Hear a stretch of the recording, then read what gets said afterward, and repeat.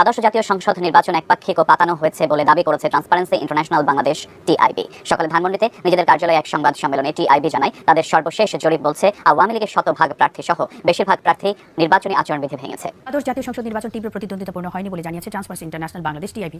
সকালে রাজধানীতে টিআইবির কার্যালয়ে এক গবেষণা প্রতিবেদন প্রকাশ করে এই মন্তব্য করেন টিআইবি নির্বাহী পরিচালক ইফতেখারুজ্জামান। নির্বাচনের আগে ও পরে 50টি আসনের প্রার্থী ও নির্বাচনী পরিবেশ পর্যবেক্ষণ করে এই গবেষণাপত্র প্রকাশ করে টিআইবি। প্রতিবেদনে বলা হয় প্রচারের জন্য প্রার্থী নির্ধারিত ব্যয়সীমা 25 লাখ টাকা হলেও গড়ে একজন প্রার্থী প্রায় 1.5 কোটি টাকা ব্যয় করেছেন। পাশাপাশি এই নির্বাচনের মাধ্যমে রাজনৈতিক অঙ্গন এবং শাসন ব্যবস্থার উপর ক্ষমতাসীন দলের একচ্ছত্র নিয়ন্ত্রণ চূড়ান্ত। শেষ ঘণ্টায় ভোটের অস্বাভাবিক হার নিয়ে প্রশ্ন তুলেছে ইউরোপীয় ইউনিয়ন, যুক্তরাষ্ট্রের ইন্টারন্যাশনাল রিপাবলিকান ইনস্টিটিউট IRI এবং ন্যাশনাল ডেমোক্রেটিক ইনস্টিটিউট ADI। সোমবার নির্বাচন কমিশন সচিবালয়ের কর্মকর্তাদের সঙ্গে পৃথক বৈঠকে তারা প্রতি ঘন্টায় ভোট পড়ার তথ্য জানতে চেয়েছে। এদিকে শেষ ঘন্টার ভোটের হার নিয়ে প্রশ্ন তুলছে স্থানীয় কিছু পর্যবেক্ষক সংস্থাও। তারা বলছে ভোটের শেষ সময়ের দিকে বিভিন্ন কেন্দ্র নিয়ন্ত্রণহীন হয়ে পড়ে, এজেন্টদের হুমকি দেওয়ার ঘটনাও ঘটেছে। পর্যবেক্ষকরা বিভিন্ন স্থান পর্যবেক্ষণ করে সংস্থার কাছে এমন তথ্য দিয়েছে। ৬৮ আসনে যে স্বতন্ত্র প্রার্থীর সার্বিক যে চিত্র সেটি সম্পর্কে আমাদের যে বিশ্লেষণ সেটা তো আমরা বলেছি প্রতিযোগিতামূলক একটা পাতানো প্রতিযোগিতা হলে অত্যন্ত সহিংস, অনেক ক্ষেত্রে সহিংস এবং বলবো যে সংঘাতময় হয়েছে। অনেক নির্বাচনী বিধিমালার লঙ্ঘন হয়েছে, আচরণবিধি লঙ্ঘন হয়েছে, সরকারি সংশ্লিষ্ট নীতিমালার লঙ্ঘন হয়েছে সরকারি কর্মকর্তাদের কর্তৃক।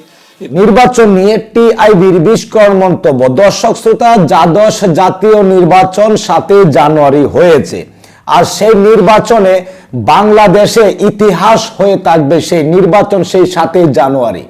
দর্শক শ্রোতা, সেই নির্বাচনে কত রকমের অনিয়ম হয়েছে আস্তে আস্তে সম্পূর্ণ তথ্যগুলা সামনে আসতেছে। একের পর এক যুক্তরাষ্ট্র, যুক্তরাজ্য, লন্ডন, কানাডা সহ বিবৃতি দিয়ে আসছিল। অবশেষে সেই বাংলাদেশে চুরের কোণের ভিতরে বেরিয়ে আসলো সেই নির্বাচনের আসল রূপ, আসল ঘটনা। সুপ্রিয় দর্শক, বিস্তারিত জানলে আজকে অবাক হয়ে যাবেন, কেননা অত্যন্ত গুরুত্বপূর্ণ হতে যাচ্ছে আজকের এই ভিডিওটি। কেউ স্কিপ করে যাবেন না, সম্পূর্ণ কথাগুলো শুনে সম্পূর্ণ ভিডিওটি দেখে তারপর আপনি যদি একজন বাংলাদেশের নাগরিক হয়ে থাকেন আপনার মন্তব্যটি দয়া করে কমেন্টস করে লিখে দিবেন। দ্বাদশ জাতীয় নির্বাচন 7 তারিখ নির্বাচন হচ্ছে একটি ডামি নির্বাচন, এটি একটি পাতানো নির্বাচন, এটি একটি নাটকের নির্বাচন। বাংলাদেশের জনগণকে নিয়ে, বাংলাদেশের সাধারণ মানুষকে নিয়ে একটি নাটক হয়েছে সেই 7 তারিখ। টিআইবির প্রতিবেদনে, এমনকি সেই বাহিরের রাষ্ট্রের প্রতিবেদনগুলোতে উঠে এসেছে বাংলাদেশের ভোট নিয়ে এক চাঞ্চল্যকর তথ্য। দর্শক, ইতিমধ্যে আপনারা ভিডিও শুরুতেই কিছু ভিডিও অংশ দেখেছেন, সম্পূর্ণ ভিডিওটি রয়েছে আজকের এই ভিডিওতে। আজকের ভিডিওটি একটু বড় হতে পারে, লম্বা হতে পারে, ধৈর্য ধরে সম্পূর্ণ কথাগুলো শুনে যাবেন আপনি যদি একজন বাংলাদেশের নাগরিক হয়ে থাকেন। এমনকি ভিডিওটি শেয়ার করে দিবেন, কেননা আপনার একটি শেয়ারের আশায় আরো যেন 100 জন লোক দেখতে পারে, বাংলাদেশের আসল তথ্যগুলো জানতে পারে। দর্শক শ্রোতা, আমরা সেই ভিডিওতে চলে যাব। সেই ভিডিওতে যাওয়ার আগে সবার প্রতি ছোট্ট একটি রিকোয়েস্ট থাকবে, আপনি যদি আমাদের এই চ্যানেলে নতুন ভিউয়ার্স হয়ে থাকেন দয়া করে প্রতিদিন সবার আগে আপডেট নিউজগুলো পেতে আমাদের এই চ্যানেলটি সাবস্ক্রাইব করে রাখুন ও কষ্ট করে ভিডিওটি একটু শেয়ার করে দিন, একটি লাইক দিয়ে দেখতে থাকুন সম্পূর্ণ ভিডিওটি। ৬৮ আসনে যে স্বতন্ত্র প্রার্থীর সার্বিক যে চিত্র সেটি সম্পর্কে আমাদের যে বিশ্লেষণ সেটা তো আমরা বলেছি প্রতিযোগিতামূলক একটা পাতানো প্রতিযোগিতা হলে অত্যন্ত সহিংস, অনেক ক্ষেত্রে সহিংস এবং বলবো যে সংঘাতময় হয়েছে। অনেক নির্বাচনী বিধিমালার লঙ্ঘন হয়েছে, আচরণবিধি লঙ্ঘন হয়েছে, সরকারি সংশ্লিষ্ট নীতিমালার লঙ্ঘন হয়েছে সরকারি কর্মকর্তাদের কর্তৃক। নির্বাচন কমিশনের ভূমিকার ক্ষেত্রেও ঘাটতি দেখেছি আমরা। সার্বিকভাবে প্রতিযোগিতা হয়েছে, তবে অসুস্থ প্রতিযোগিতা হয়েছে যে সার্বিকভাবে। আর আমাদের নির্বাচনী, আমাদের গবেষণা অন্তর্ভুক্ত যে এই আসনগুলো সম্পর্কে মাহফুজ আমাদেরকে কিছু নির্দিষ্ট তথ্য আছে। একটা বিষয় লক্ষণে যেটা আমরা আমাদের সাবেক পর্যবেক্ষণের অংশ হিসেবে বলেছিলাম, সেটা হচ্ছে যে এই যে অসুস্থ প্রতিযোগিতা হয়েছে এর মধ্যে একটি মাত্র ইতিবাচক দিক হচ্ছে যে মানে পরস্পরের প্রতি বিষোদ্গার এবং অভিযোগ, পাল্টা অভিযোগের মাধ্যমে যেটি হয়েছে যে দুর্নীতি, অনিয়ম, অবৈধতা ইত্যাদি বিষয়গুলো যথার্থতা পেয়েছে। তারা নিজেরাই নিজেদের সম্পর্কে অভিযোগ করেছেন এবং তার মাধ্যমে এক ধরনের যথার্থতা পাওয়া গেছে। এই ধরনের বিশ্লেষণ আমাদের কাছে নেই, তবে যেটা আমি বলেছি এটা আবার রিপিট করতে পারি আপনার প্রশ্নের উত্তরে, সেটা হচ্ছে যে আমাদের একচেটিয়া মানে একচ্ছত্র আধিপত্যের সংসদ হয়েছে একচ্ছত্র আধিপত্যের সরকার হয়েছে, ক্যাবিনেটও তাই, এবং যাদেরকে মানে সরকারের বাইরে মানে সরকার দলের বাইরে প্রার্থী হিসাবে তুলে ধরার চেষ্টা করা হয়েছে, তারা হয় সরকার দলেরই সদস্য অথবা সরকারের সমর্থনপুষ্ট রাজনৈতিক দলের সদস্য, অর্থাৎ সম্পূর্ণ একচ্ছত্র ভুবন।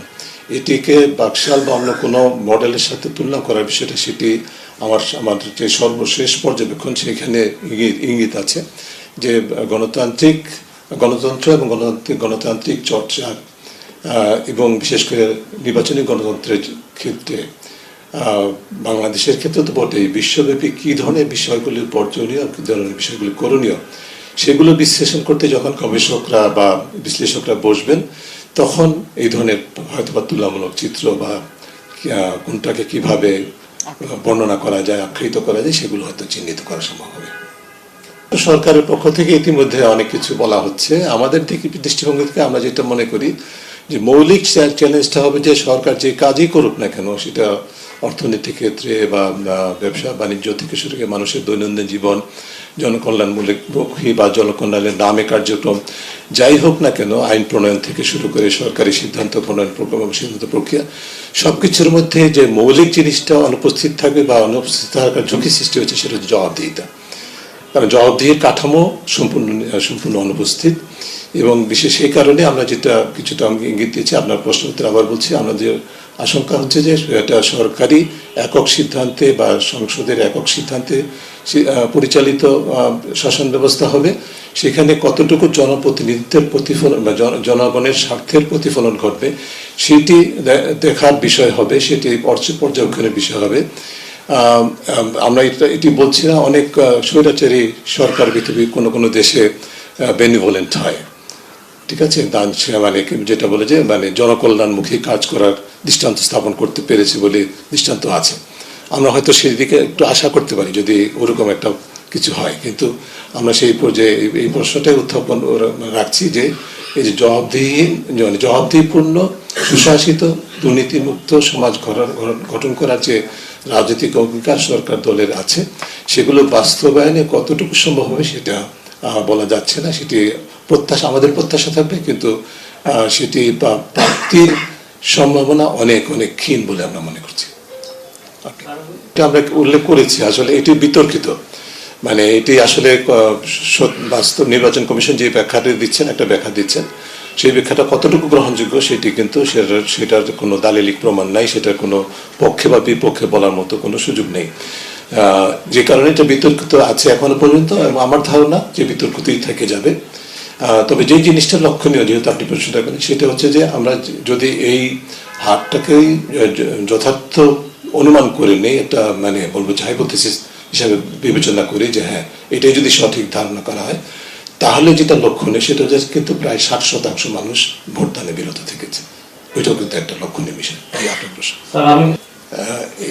এই বিষয়ে আমি শুধু একটা কথা বলবো যে নির্বাচন পৃথিবীর সব দেশে যেই চর্চার মাধ্যমে হয়, তাতে যে জিনিসটা অত্যন্ত গুরুত্বপূর্ণ বা যে বিষয়গুলো গুরুত্বপূর্ণ উপাদান, তার মধ্যে অন্যতম হচ্ছে নির্বাচন কমিশনের স্বাধীন নিরপেক্ষ ভূমিকা, এবং সেই ভূমিকাটা সাংবিধানিকভাবে প্রাপ্ত যেই ক্ষমতা সেটি পালনের ক্ষেত্রে তাদের সৎসাহদৃঢ়তা, নৈতিক অবস্থান সেটি, এবং তার জন্য উপযোগী পরিবেশ এক। আর দ্বিতীয় হচ্ছে যে নির্বাচনকালীন সরকারের নিরপেক্ষ ভূমিকা, স্বার্থের দ্বন্দ্বপুষ্ট ভূমিকা, যেই নামে আমরা তাকে অভিহিত করি না কেন, নির্বাচনকালীন সরকার একটা থাকতে হয়, এবং সেই সরকার যদি নিরপেক্ষ এবং স্বার্থের দ্বন্দ্বমুক্ত ভূমিকা পালন করতে পারে, তাহলে নির্বাচন সুষ্ঠু এবং অংশগ্রহণমূলক, নিরপেক্ষ এবং ভোটারদের ভোটাধিকার নিশ্চিত করে নির্বাচন করা সম্ভব। তৃতীয় যে উপাদানটি সেটি হচ্ছে যে এর সাথে সহায়ক ভূমিকা পালন করে থাকে প্রশাসন এবং আইন প্রয়োগকারী সংস্থা, তাদের ভূমিকা যদি দলীয়ভাবে প্রভাবিত হয়, সেখানে নির্বাচন সুষ্ঠু হওয়ার ঝুঁকিটা থেকে না হওয়ার ঝুঁকি থেকে যায়। কাজে এখানে তৃতীয় উপাদানটি অত্যন্ত গুরুত্বপূর্ণ। আর সবচেয়ে গুরুত্বপূর্ণ উপাদান হচ্ছে আমাদের রাজনৈতিক দলগুলো সুষ্ঠু নিরপেক্ষ অংশগ্রহণমূলক ভোটারদের রায়ের উপর নির্ভর করে ভোটে যাব এই মানসিকতা ধারণ করার সক্ষমতা রাখেন কিনা তার উপর নির্ভর করবে। আমাদের কাজটা হলো যে আমরা মানে যেই ত্রুটিগুলি হয়েছে, বিচ্যুতিগুলি হয়েছে, নির্বাচনী বিধিমালা লঙ্ঘন হয়েছে, আইন লঙ্ঘন হয়েছে, সেগুলি তুলে ধরার বিষয়, এবং যা তুলে ধরার অর্থটা হচ্ছে যে যাদের নজরে আসবে, যাদের হাতে কর্তৃত্ব আছে, ক্ষমতা আছে, তারা যদি প্রয়োজন, তারা যদি নিজেদের একই কথা সৎসাহস দৃঢ়তা আছে বলে প্রমাণ দিতে চান, তাহলে তারা যথাযথ ব্যবস্থা অবশ্যই গ্রহণ করতে পারেন। তবে সেটি কতটুকু গৃহীত হবে সেটি তো দেখার বিষয় আছে। আপনারা সম্প্রতি একটা জিনিস দেখেছেন যে আমরা দর্শক শ্রোতা, আপনারা সেই প্রতিবেদনটি দেখতে পেলেন। প্রতিবেদনটি দেখার পর যদি আপনার মনে কোনো মন্তব্য থাকে অবশ্যই কমেন্টস করে দিবেন, দয়া করে ভিডিও শেয়ার করে দিবেন না। এই ভিডিওটি সবার জানা উচিত কি হয়েছিল সেই 7 জানুয়ারি। সবাই ভালো থাকুন, সুস্থ থাকুন, দেখা হবে আবারও পরবর্তী নতুন একটি আপডেট নিউজ নিয়ে। আল্লাহ হাফেজ।